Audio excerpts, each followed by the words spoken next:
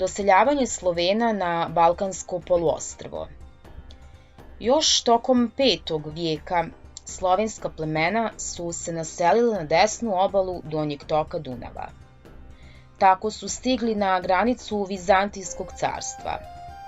Povremeno su radi pljačke upadali u Vizantiju na Balkansko poluostrvo još u vrijeme vladavine cara Justinijana. Vremenom su ti upadi postajali češći i sve odvažniji.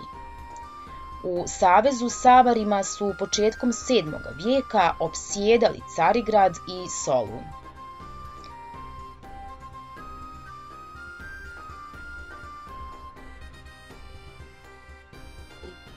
Trajno naseljavanje Slovena na Balkanskom poluostrvu počelo je polovinom 6. vijeka. Slovenska plemena su naselila i krajnji jug Balkanskog poluostrva, Peloponez. Oblasti na Balkanskom poluostrvu naseljene Slovenima Vizantinci su nazvali Sklavinije. Početkom 7. vijeka, u vrijeme vladavine cara Iraklija, na Balkansko poluostrvo su se naselili Srbi i Hrvati. Srbi su naselili prostor između rijeke Save i Jadranskog mora, a Hrvati zapadno od Srba. Naseljavanje Srba na Balkansko poluostrvo opisao je i vizantijski car i pisac Konstantin Porfirogenit u 10. vijeku. Na Balkanskom poluostrvu su Sloveni zatekli starosjedilačko stanovništvo, romanizovane Ilire, Tračane i Kelte, te na jugu poluostrva Grke.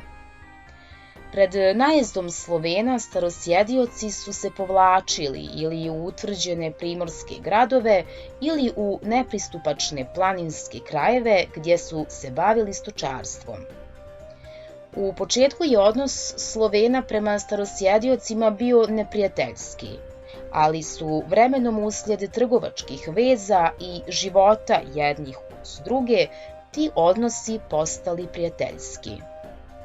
Slovenski naziv za starosjedioce bio je Vlasi.